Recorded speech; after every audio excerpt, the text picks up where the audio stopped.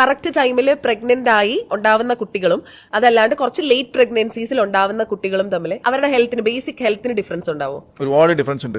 കാരണം വെച്ചാൽ നമ്മളിപ്പം ഒരു ബേസിക് ഒരു കാര്യം ആലോചിച്ചാൽ മതി. അതായത് 35 വയസ്സ് കഴിഞ്ഞ ഉണ്ടാവുന്ന പ്രഗ്നൻസീസിൽ 35 വയസ്സ് കഴിഞ്ഞാൽ ഉണ്ടാവുന്ന പ്രഗ്നൻസിയിൽ നമ്മൾ ഈ കഞ്ചിറ്റൽ അനോമലി സ്ക്രീനിങ് ചെയ്തിട്ട് ഈ പ്രഗ്നൻസി കണ്ടിന്യൂ ചെയ്യുള്ളൂ. അതിന്റെ കാരണം എന്ന് വെച്ചാൽ ഈ ഡൗൺ സിൻഡ്രോം പോലത്തെ അബ്നോമാലിറ്റീസ് വരാനുള്ള സാധ്യതകൾ വളരെ കൂടുതലാണ്. പിന്നെ അതുകൂടാതെ തന്നെ നമ്മൾ ലേറ്റ് ആയിട്ട് വരുന്ന പ്രഗ്നൻസിയിൽ ഈ മദറിന്റെ കണ്ടീഷൻസ് ഭയങ്കര പ്രശ്നങ്ങളുണ്ട്.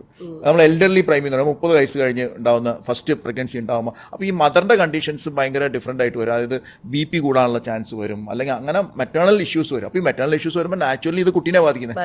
അതായത് ഒരു ബ്ലഡ് പ്രഷർ കൂടിയ ഒരു മദറിൽ ഉണ്ടാവുന്ന കുട്ടിയും ഒരു നോർമൽ ആയിട്ടുള്ള മദറിൽ ഉണ്ടാവുന്ന കുട്ടിയും തമ്മിൽ ഭയങ്കര വ്യത്യാസമുണ്ട്.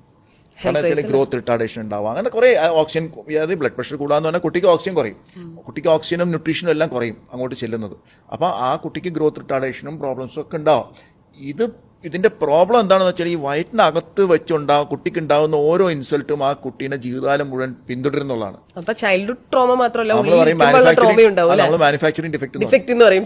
ഇപ്പൊ 35 വയസ്സ് കഴിഞ്ഞവർ ഡയബറ്റിക് പേഷ്യൻസ് ആവും. ഈ ഡയബറ്റിസ്, ഈ എഗ് ഉണ്ടാവുന്ന സമയത്തുള്ള ഡയബറ്റിസ്, കുട്ടിയുടെ ഓർഗൻസ് ഫോം ചെയ്യുന്ന സമയത്തുള്ള ഡയബറ്റിസ്, ഇതൊക്കെ അഫക്ട് ചെയ്യും കുട്ടീനെ. ഇങ്ങനെ ഓരോ കാര്യങ്ങളും. പ്രഗ്നൻസി എന്ന് പറയുന്നത് വളരെ കെയർഫുൾ ആയിട്ട് ഒരു നൂൽപ്പാലത്തിൽ കൂടെ നടന്നു പോകുന്ന രീതിയിൽ കെയർഫുൾ ആയിട്ട് മാനേജ് ചെയ്യേണ്ട ഒരു കാര്യമാണ്, ട്രീറ്റ് ചെയ്യേണ്ടതല്ല.